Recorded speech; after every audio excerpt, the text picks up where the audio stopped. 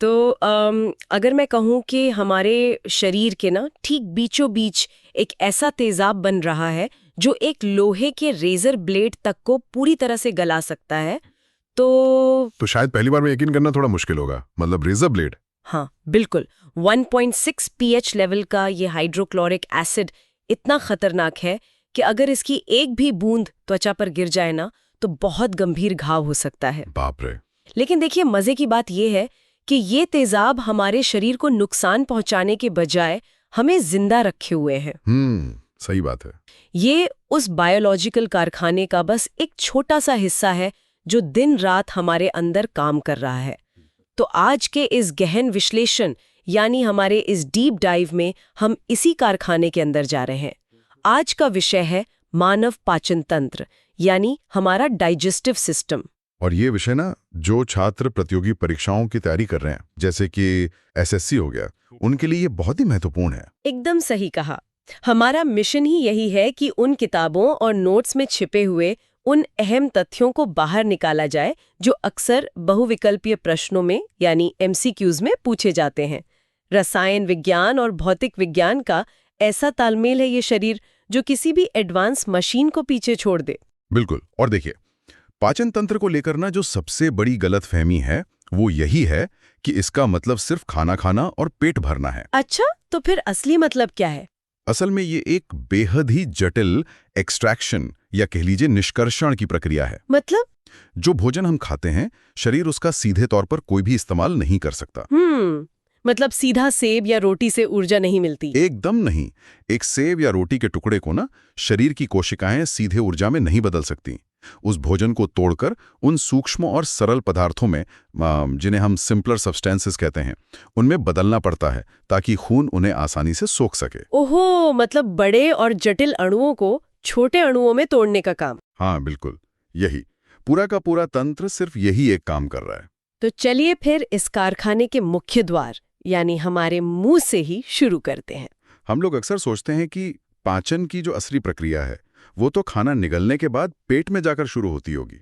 हाँ, ये एक बहुत आम धारणा है ना? मुंह को तो हम बस एक मिक्सर ग्राइंडर मान लेते हैं जहां दांत खाने को काटते हैं, पीसते हैं, जिससे शायद मैकेनिकल डाइजेशन कहते हैं। बिल्कुल, मैकेनिकल डाइजेशन ही कहते हैं। लेकिन मैं ये सोच रही थी कि जो मुंह में लार या सलाइवा बन रही है, अगर उसे करीब से देखा जाए तो क्या उसका काम सिर्फ उस सूखे खाने को गीला करना है ताकि वो गले में ना फंसे, या मुंह के अंदर कोई रासायनिक अभिक्रिया भी हो रही होती है? देखिए, यहीं से ना परीक्षा के लिए सबसे महत्वपूर्ण बिंदु शुरू होते हैं। दांतों का काम तो सिर्फ भौतिक रूप से खाने को छोटे टुकड़ों में बदलना है, लेकिन जो असली रासायनिक खेल है, जो केमिकल डाइजेशन है, वो लार से ही शुरू हो जाता है। अच्छा, मुंह के अंदर ही? जी हाँ, लार ग्रंथियों से यानी सलाइवरी ग्लैंड से जो लार निकलती है उसमें पानी के साथ साथ एक बहुत ही शक्तिशाली एंजाइम होता है। कौन सा एंजाइम? इसे सलाइवरी एमाइलेज या सलाइवरी एमिलेज कहते हैं, और इसका काम बहुत ही स्पष्ट है। भोजन में जो स्टार्च होता है ना, जो कि एक कॉम्प्लेक्स कार्बोहाइड्रेट है। बिल्कुल, एमाइलेज उसी वक्त उस स्टार्च को तोड़कर सिंपल कार्बोहाइड्रेट या शर्करा में बदलना शुरू कर देता है। क्या बात कर रहे हैं, मतलब निगलने से पहले ही? हाँ, आप खुद सोचिए, अगर आप कभी एक सूखी रोटी के टुकड़े को बहुत देर तक चबाते रहें तो क्या होता है? वो धीरे धीरे मीठा लगने लगता है ना? हाँ, बिल्कुल लगता है। वो मिठास इसी रासायनिक प्रक्रिया का नतीजा है, क्योंकि स्टार्च टूटकर शुगर बन रहा है। ओह वाह, मुंह के अंदर ही कार्बोहाइड्रेट का टूटना शुरू हो जाना सच में हैरान करता है। इसमें तो जीभ की भूमिका भी अहम होगी, है ना? बिल्कुल, जीभ उस लार और एमाइलेज को पूरे खाने में अच्छी तरह से मिला देती है, जिससे निगलने में आसानी होती है। सही बात है। फिर जब ये भोजन निगला जाता है तो ये ग्रसनी यानी फेरिंक्स से होते हुए लगभग 25 सेंटीमीटर लंबी एक ट्यूब में जाता है। हाँ, जिसे ग्रासनली या इसोफेगस कहते हैं। अब यहाँ मेरे मन में एक सवाल आ रहा है, ये जो ग्रासनली है ये तो एक सीधी ट्यूब है जो पेट तक जाती है, तो क्या खाना सिर्फ गुरुत्वाकर्षण या ग्रेविटी की वजह से नीचे गिरता है? नहीं, क्योंकि अगर ऐसा है तो उल्टे लटक कर पानी पीने या खाना खाने पर तो वो सीधा नाक से बाहर आ जाना चाहिए ना? बहुत ही लाजवाब सवाल है, और इसका जवाब है कि गुरुत्वाकर्षण का इस प्रक्रिया में कोई खास योगदान नहीं है। अच्छा, तो फिर खाना नीचे कैसे जाता है? देखिए, ग्रासनली कोई खोखला पाइप नहीं है, कि जहां चीजें बस नीचे गिर जाएंगे। ये एक बहुत ही मजबूत मांसपेशियों वाली ट्यूब है। इसके अंदर ना एक खास तरह की लहर जैसी गति चलती है। लहर जैसी? हाँ, वेव लाइक मूवमेंट, जिसे विज्ञान की भाषा में क्रमानुकुंचन या पेरिस्टॉल्सिस कहते हैं। पेरिस्टॉल्सिस। इसे ऐसे समझिए जैसे किसी टूथपेस्ट की ट्यूब को आप पीछे से दबा के पेस्ट को आगे निकाल रहे हो। ओहो, बहुत बढ़िया उदाहरण है ये। है ना? मांसपेशियां खाने के टुकड़े के ठीक पीछे सिकुड़ती हैं और आगे की तरफ फैलती हैं, जिससे भोजन एक कंट्रोल्ड स्पीड से पेट की ओर धकेला जाता है। मतलब ये पेरिस्टाल्सिस ये सुनिश्चित करता है कि शून्य गुरुत्वाकर्षण वाले अंतरिक्ष में भी एस्ट्रोनॉट्स आराम से खाना खा सकें। एकदम सही। अंतरिक्ष में भी खाना सीधे पेट में ही जाएगा। ये तो बहुत ही कमाल का डिजाइन है। तो अब ये मांसपेशियों की लहर खाने को सुरक्षित रूप से पेट तक यानी स्टमक तक पहुंचा देती है, जी, जो कि एक जे आकार का अंग है। हाँ, जे शेप्ड। और यहीं पर वो रेजर ब्लेड गलाने वाला एसिड मौजूद है, जिसके बारे में मैंने शुरू में कहा था। बिल्कुल। पेट के गैस्ट्रिक जूस में हाइड्रोक्लोरिक एसिड होता है, यानी HCl, जिसका pH स्तर 1.6 है। ये तो बैटरी के एसिड जितना खतरनाक हुआ। लेकिन मैं यहाँ थोड़ा पुशबैक देना चाहूंगी। हाँ, बताइए। अगर ये इतना ही तेज एसिड है तो हमारा पेट खुद इस तेजाब में पिघलकर खत्म क्यों नहीं हो जाता? मतलब पेट की दीवारें भी तो मांस की ही बनी है ना? ये बहुत ही स्वाभाविक सा सवाल है, और यहीं पर शरीर का अपना डिफेंस मैकेनिज्म बहुत खूबसूरती से काम करता है। कैसे? पेट की अंदरूनी सतह पर ना म्यूकस या श्लेष्मा की बहुत ही घनी और चिपचिपी परत होती है। अच्छा, म्यूकस की कोटिंग होती है। हाँ, ये परत एक शील्ड या ढाल का काम करती है। एसिड और पेट की असली मांसपेशियों के बीच ये म्यूकस लगातार बनता रहता है। ओहो, मतलब एसिड सीधा पेट की दीवारों को छू ही नहीं पाता। बिल्कुल। और एक और बात, ये एसिड वहां सिर्फ कीटाणुओं को मारने के लिए नहीं है, इसका एक बहुत ही जटिल रासायनिक उद्देश्य भी है। वो क्या? पेट की ग्रंथियां पेप्सिन नाम का एक एंजाइम बनाती हैं। पेप्सिन? जो प्रोटीन को तोड़ने के लिए डिजाइन किया गया है। पेप्सिन प्रोटीन के लिए। हाँ, लेकिन प्रकृति ने इस पेप्सिन को एक लॉक के साथ बनाया है। यह एंजाइम तब तक सोता रहता है, यानी निष्क्रिय रहता है, जब तक इसे एक अत्यधिक एसिडिक माहौल नहीं मिलता। अच्छा, तो HCl उस लॉक की चाबी है। एकदम सही पकड़ा। जैसे ही पेप्सिन इस 1.6 pH वाले तेजाब के संपर्क में आता है, वो सक्रिय हो जाता है, ऑन हो जाता है, और भोजन में मौजूद भारी प्रोटीन के अणुओं को काटना शुरू कर देता है। वाओ, मतलब एसिड का मुख्य काम उस खास एंजाइम को काम करने लायक बनाना है। जी हाँ। लेकिन देखिए, अब यहाँ ना एक बहुत बड़ा बायोलॉजिकल संकट खड़ा हो जाता है मेरे हिसाब से। कैसा संकट? देखिए, पेट ने अपना काम कर दिया, प्रोटीन टूट गया। अब जो खाना पेट से निकलकर आगे की यात्रा पर जाने वाला है, वो तो पूरी तरह से इस 1.6 pH वाले खतरनाक तेजाब में डूबा हुआ है ना? बिल्कुल डूबा हुआ है। तो पेट के पास तो खुद को बचाने के लिए वो म्यूकस की ढाल थी, लेकिन पेट के तुरंत बाद जो छोटी आंत या स्मॉल इंटेस्टाइन शुरू होती है, उसके पास तो वैसी मजबूत ढाल नहीं है। हाँ, नहीं है। तो ये एसिड से भरा खाना तो आगे जाकर हमारी आंतों को पूरी तरह जला देगा। शरीर इस एसिड अटैक को आगे बढ़ने से कैसे रोकता है? यही तो शरीर की केमिस्ट्री का जादू है। सबसे पहले तो पेट और छोटी आंत के बीच एक स्फिंक्टर मांसपेशी होती है। Sphincter muscle? अच्छा, ये एक तरह का दरवाजा है क्या? हाँ, इसे आप एक ट्रैफिक सिग्नल की तरह समझ लगती हैं। ये सारा खाना एक साथ आगे नहीं फेंकती, बहुत थोड़ी थोड़ी मात्रा में रोक रोक कर नियंत्रित तरीके से उसे छोटी आंत में जाने देती है। ताकि सिस्टम ओवरलोड ना हो। बिल्कुल। और जैसे ही ये एसिडिक भोजन एलिमेंट्री कनाल के सबसे लंबे हिस्से में, मतलब छोटी आंत में, हाँ, जिसकी लंबाई करीब 6, 6.5 से 7.5 मीटर होती है, उसके पहले हिस्से जिसे ड्यूओडेनम कहते हैं, वहां पहुंचता है, तब शरीर का सबसे शानदार रेस्क्यू ऑपरेशन शुरू होता है। वाओ, 7.5 मीटर लंबी आंत, मतलब एक 2 मंजिला इमारत की ऊंचाई को हमारे पेट के एक छोटे से हिस्से में मोड़ मोड़ कर रखा गया है। हाँ, डिजाइन ही ऐसा है। तो इस रेस्क्यू ऑपरेशन में कौन आता है? यहाँ एंट्री होती है शरीर की सबसे बड़ी ग्रंथि की, यानी लिवर की। लिवर?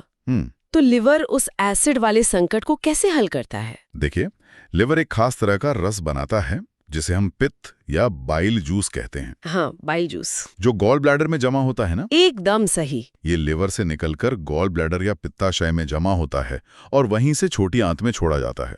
अब परीक्षा के लिए एक बहुत बड़ा मोमेंट यहाँ आता है। वो क्या? पित्त या बाइल प्रकृति में क्षारीय यानी एल्कलाइन होता है। ओके, बेसिक होता है। हाँ, तो जैसे ही ये पेट से आने वाले उस भयानक एसिडिक खाने से मिलता है, एक बहुत तेज रासायनिक प्रतिक्रिया होती है, न्यूट्रलाइजेशन। आहा, तेजाब और क्षार मिलके एक दूसरे को बेअसर कर देते हैं। बिल्कुल। ये क्षारीय पित्त तुरंत उस तेजाब के असर को खत्म कर देता है और माहौल को वापस से बेसिक बना देता है। क्या बात है, और इससे हमारी आंतें जलने से बच जाती हैं।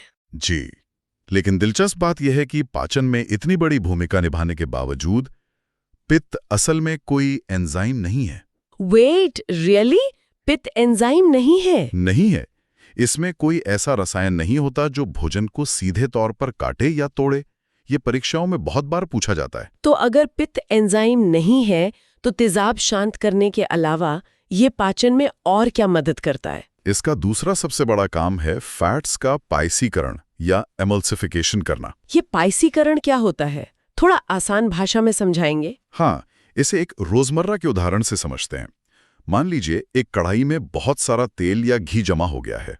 बहुत चिकनाई है। अब अगर आप उसमें सिर्फ पानी डालेंगी तो क्या वो साफ होगा? बिल्कुल नहीं। तेल तो पानी के ऊपर बड़े बड़े बुलबुलों के रूप में तैरने लगेगा। सही कहा।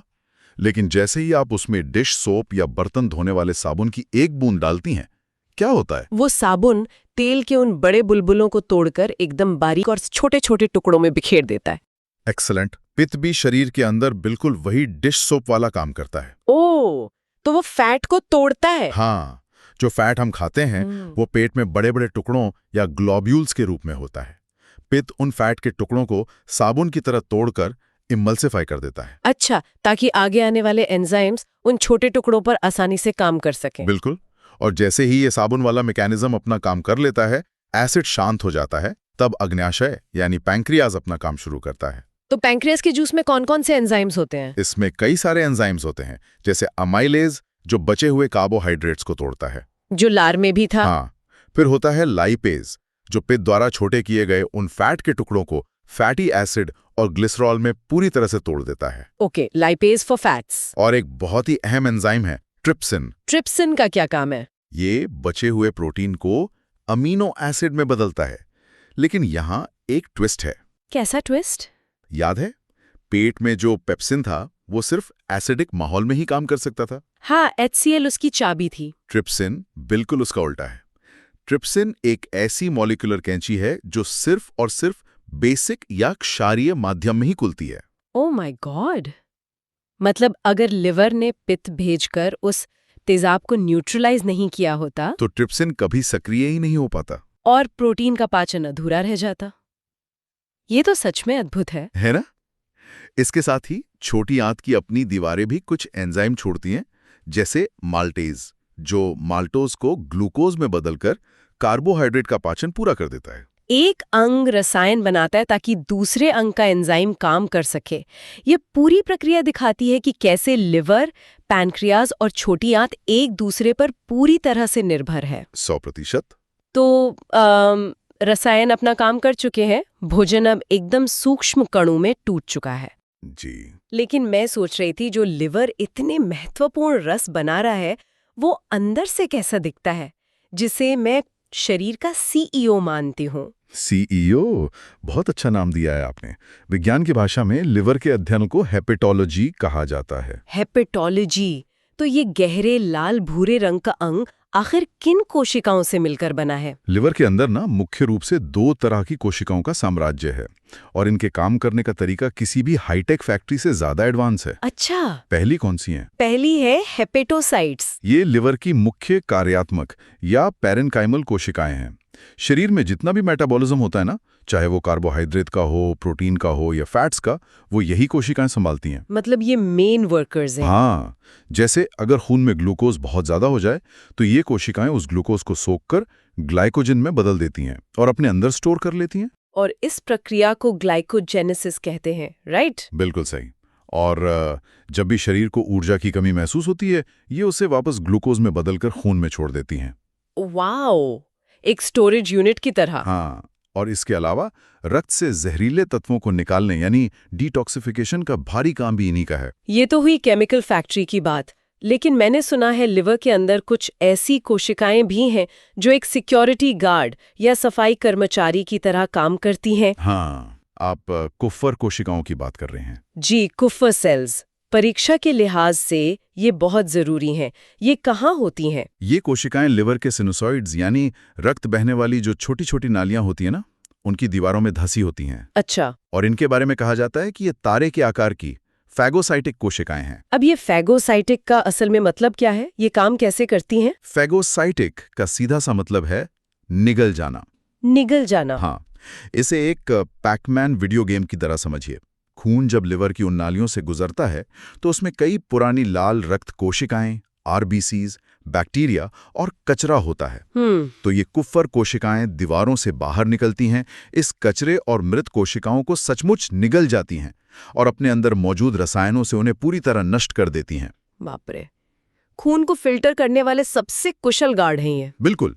और इन कुफ्फर कोशिकाओं की सबसे बड़ी खासियत पता है क्या है? क्या? इतने जहरीले तत्वों से लगातार लड़ने के बावजूद इनमें रीजनरेटिव क्षमता होती है। मतलब ये खुद को फिर से बना सकती हैं? जी हाँ, ये नष्ट होने पर खुद को फिर से बना लेती हैं।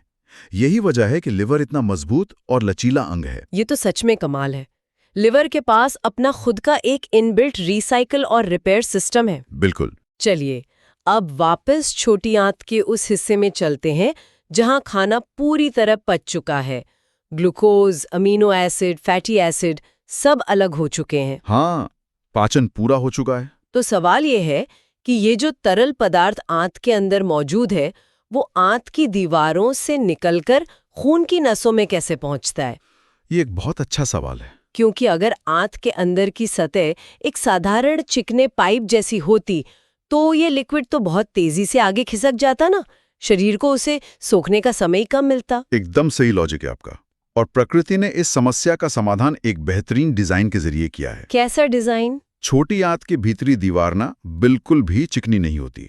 अगर उसे माइक्रोस्कोप के नीचे देखा जाए तो पूरी सतह पर लाखों छोटे छोटे उंगलियों जैसे उभार नजर आएंगे। उंगलियों जैसे उभार? हाँ, फिंगर लाइक प्रोजेक्शंस, जिन्हें विज्ञान में विली कहा जाता है। विली, इसे इमेजिन करने के लिए हम एक शैग कार्पेट या फिर उन बहुत सारे रेशों वाले खुरदरे तौलिए के बारे में सोच सकते हैं, है ना? बहुत बढ़िया उदाहरण है। क्योंकि एक सपाट कपड़े की तुलना में एक रोएदार तौलिया बहुत ज्यादा पानी सोखता है, क्योंकि उन रोओं की वजह से उसका सरफेस एरिया बढ़ जाता है। एकदम सटीक। विली का पूरा डिजाइन ही सतह के क्षेत्रफल यानी सरफेस एरिया को कई गुना बढ़ाने के लिए है। हर एक विली के अंदर खून की बहुत ही बारीक नसों कैपिलरीज का जाल बिछा होता है। अब क्योंकि विली के कारण आंत का क्षेत्रफल इतना ज्यादा बढ़ गया है, बचे हुए पोषक तत्व आंत की दीवारों से रिस कर सीधा उन खून की नसों में पहुंच जाते हैं। अच्छा, और इस सोखने की प्रक्रिया को ही एसिमिलेशन या अवशोषण कहा जाता है। जी बिल्कुल। विली की वजह से ही शरीर भोजन के एक एक उपयोगी कण को निचोड़कर निकाल पाता है। तो अब शरीर ने अपनी जरूरत का सारा ग्लूकोज, फैट, प्रोटीन और विटामिन खींच लिए हैं। हाँ, छोटी आंत का काम यहाँ खत्म होता है। तो जो बचा है वो क्या है? वो सिर्फ अपशिष्ट है, यानी वेस्ट। वो हिस्सा जिसे शरीर तोड़ नहीं पाया या जिसकी उसे अब कोई जरूरत नहीं है। तो ये बिना पचा हुआ लिक्विड मटेरियल अब आगे बड़ी आंत, लार्ज इंटेस्टाइन में धकेला जाता है। बिल्कुल। अब यहाँ मुझे एक चीज हमेशा कंफ्यूज करती है। क्या? अभी हमने बात की थी कि छोटी आंत 7.5 मीटर लंबी होती है। हाँ। तो नाम के हिसाब से बड़ी आंत को तो कम से कम 10 या 12 मीटर लंबा होना चाहिए ना? फिर ये मामला क्या है? ये एक बहुत ही आम गलतफहमी है। असल में ये जो नामकरण है ना, ये लंबाई के आधार पर नहीं बल्कि चौड़ाई या डायमीटर के आधार पर किया गया है। अच्छा, चौड़ाई के आधार पर? हाँ, बड़ी आंत की लंबाई केवल 1.5 मीटर होती है। सिर्फ 1.5 मीटर? हाँ, छोटी आंत बहुत लंबी है लेकिन वो बहुत पतली होती है। इसके विपरीत बड़ी आंत लंबाई में काफी छोटी है लेकिन वो काफी चौड़ी होती है, इसीलिए उसे बड़ी आंत कहा जाता है। ओह, अब समझी। तो बड़ी आंत के मुख्य हिस्से कौन से हैं? इसके 2 मुख्य हिस्से हैं। पहला है सीकम। सीकम, जो एक छोटे से पाउच की तरह होता है जहां छोटी और बड़ी आंत आपस में जुड़ती हैं। Okay, caecum. और उसके बाद शुरू होता है कोलन। कोलन। तो चूंकि पाचन तो पहले ही पूरा हो चुका है, जी। तो इस कोलन का मुख्य काम क्या होता है? कोलन का काम मुख्य रूप से वेस्ट मैनेजमेंट यानी अपशिष्ट प्रबंधन है। कचरे को ठिकाने लगाना। बिल्कुल। छोटी आंत से जो कचरा यहाँ पहुंचा है उसमें अभी भी बहुत सारा पानी और कुछ जरूरी इलेक्ट्रोलाइट्स मौजूद होते हैं। अच्छा। कोलन का काम इस बचे हुए पानी को एक स्पंज की तरह सोखना है और जैसे जैसे पानी सोखा जाता है वो तरल अपशिष्ट धीरे धीरे ठोस मल फीसेस में बदलने लगता है। अब यहाँ एक और सवाल आता है। इस पूरी प्रक्रिया को सुचारू रूप से चलाने के लिए अक्सर डाइट में रफेज या फाइबर को शामिल करने की बात कही जाती है। हाँ, डॉक्टर हमेशा कहते हैं। हरी पत्तेदार सब्जियां, फलों के छिलके, साबुत अनाज, इन सब में फाइबर होता है। जी। लेकिन विज्ञान तो ये कहता है कि मानव शरीर फाइबर को पचा ही नहीं सकता। हमारे पास सेल्यूलोज को तोड़ने वाले एंजाइम ही नहीं है। तो जो चीज शरीर पचा ही नहीं सकता उसे खाना इतना जरूरी क्यों है? देखिए, फाइबर भले ही ना पचता हो, लेकिन ये हमारी आंतों की यांत्रिकी यानी मैकेनिक्स के लिए बेहद जरूरी है। वो कैसे? जब ये बिना पचा हुआ फाइबर बड़ी आंत में पहुंचता है तो ये मल में एक बल्क या थोक जोड़ देता है। बल्क मतलब वजन बढ़ा देता है? हाँ, आपको याद है हमने शुरुआत में क्रमानुकुंचन या पेरिस्टाल्सिस लहर की बात की थी? हाँ, वो टूथपेस्ट वाली लहर। बिल्कुल। आंतों की मांसपेशियों को सिकुड़ने और चीजों को आगे धकेलने के लिए अंदर कुछ ठोस पदार्थ की जरूरत होती है। अच्छा, तो लिक्विड पर मांसपेशियां दबाव नहीं बना सकती? एकदम सही। फाइबर पानी को अपने अंदर रोक कर रखता है और उस बल्क का निर्माण करता है जिस पर मांसपेशियां दबाव बना सकें। तो अब समझ आया, अगर फाइबर नहीं होगा ना तो आंतों के लिए उस अपशिष्ट को आगे खिसकाना बहुत मुश्किल हो जाएगा।